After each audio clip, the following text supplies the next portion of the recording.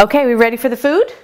Absolutely. Okay, well, when we were thinking about doing the food segment for this Christmas time episode, we've done a lot of different food and we've fancied it up in a Christmas fashion, but we decided to go back to the basics and to quote Julie Andrews, my favorite things. My first favorite thing when it comes to Christmas time would be fudge. And fudge does not have to be difficult. Fudge can be difficult, but it doesn't have to be. You too can make this fabulous fudge, and I'm not kidding you, it's my favorite fudge recipe, and it's on the back of your fluff jar.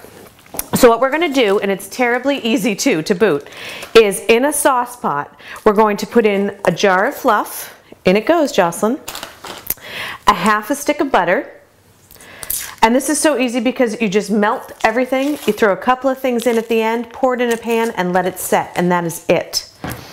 So a half a stick of butter, Jocelyn's putting the whole jar of fluff in. We're going to do 2 1/4 cups of granulated sugar, because there's not enough sugar in fluff. Absolutely not. No. And when it comes to fudge, you need it to be sugary. Also the little can, the 5-ounce can of evaporated milk goes in here as well. There we go. And while there's lots of different kinds of and flavors of fudge out there, my favorite would be chocolate. So in it goes. Absolutely. A bag of chocolate chips. Are you keeping up with us now? Because I realize how difficult this has been so far. So what we're going to do is we're going to take this and we're going to put it on a low heat until everything melts and combines.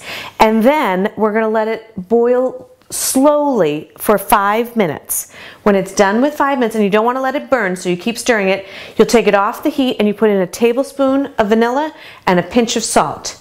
When you're done with, I know, when you're done with that, we're going to pour it out into a buttered baking dish, Jocelyn, and let it set and cut it up into small squares. You can also, since it's the holiday season, sprinkle some peppermint on top of it if you'd like, crushed peppermint, candy canes, that kind of thing, but it's completely up to you. So we're going to take it over to the stove right now, and then when we come back, we'll pour it into our pan.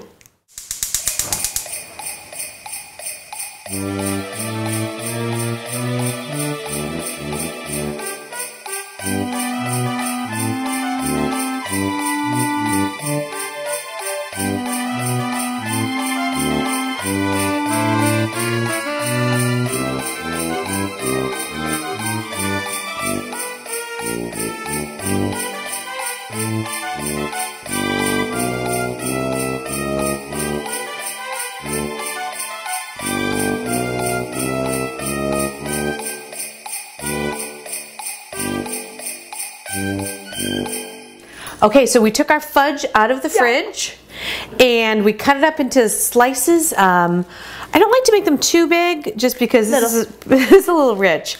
And then Alexandra did some crushed candy canes that she's going to sprinkle all over the top. Yeah, I just put them in a little bag and hit them with a mallet. Of course, I used the wrong side, so the bag is kind of falling apart right now. But, you know, be smart about it.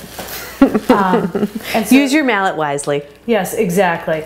And so then all you have is this beautiful little plate, right? Oh, so sweet, actually, and delicious. And might I add, this fudge, I know you saw how difficult it was to make, perhaps some of the best.